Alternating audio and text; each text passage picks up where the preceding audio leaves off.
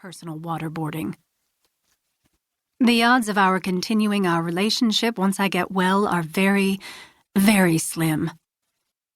I don't have any money, I blurt out in a Tourette's-like spasm. She floats her glass in the air and looks for a coaster. Arts and Crafts Tile 1914 repurposed as a coaster. I couldn't give you another dime, she says. Cy says the Bank of Sontag is closed. What will I do?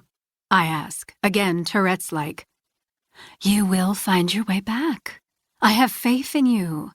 To help you any more than I have would only delay your recovery. The things you've done are big, damaging, hurtful to all of us. You need to own this. Cy and I agree on this. Besides, we are very busy people, and having you here will add a layer of stress to our lives. Stress we don't need at the moment. I look at the bottle.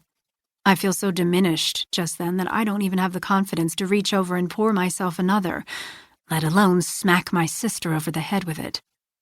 She picks up the bottle, then her glass, and heads for the kitchen. I sit still for a second.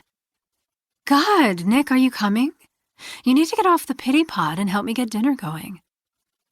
When she disappears, I get up and drag the jagged edge of the terracotta tile coaster over the impeccable matte surface of her dining table. I leave a very good gouge, which I hope she'll discover the day after I'm gone. That night, I find myself in Emma's room. Stacy's husband, Cy, is out of town pushing Microsoft security products at a tech conference in Bologna, and my sister has given in to little Emma's insistence that she sleep with her mom in her parents' bed. The guest room was besieged by painters earlier in the day, so my one bag and I have been banished to the 4-year-old's lair. Queen Elsa from Frozen stares from every corner. I wish I were frozen. That's it. Frozen like some billionaire with the hope they could bring me back when they'd finally figured out how to stop my compulsive habit.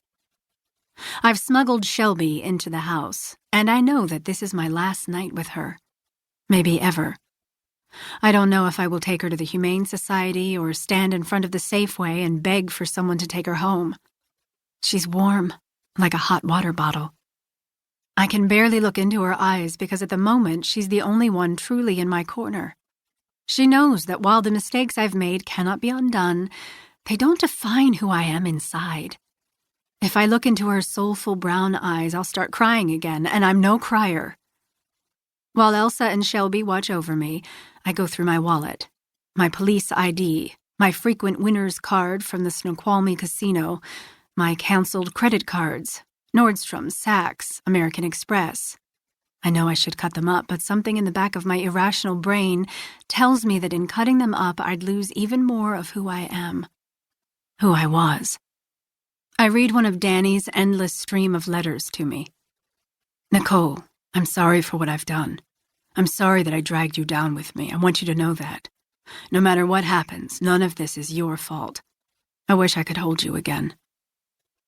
I shred it on the spot, wondering if I should toss it in the air like confetti or flush it down the toilet. I think the toilet.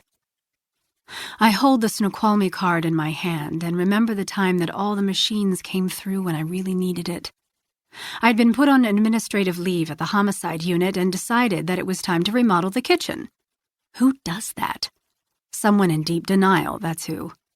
Pending the outcome of an investigation that I was sure wasn't going my way, I had faced weeks of having no income. I had fallen from grace. The workers that redid my floors were decent young men. They hadn't deserved the likes of me. I'm sorry, I told the foreman. I have a cash flow issue at the moment. He was young, and I thought I could push him around. I need to be paid, he said, his features carved in a block of sandstone. I can't. Right, I said. Of course, I just don't have the money. He stepped closer. I couldn't push him around. Pushing around someone as right as he was when I was as wrong as I was wasn't a winning proposition. You said you did, he said. I stepped back. That was then. That was 2 weeks ago. What do you mean then?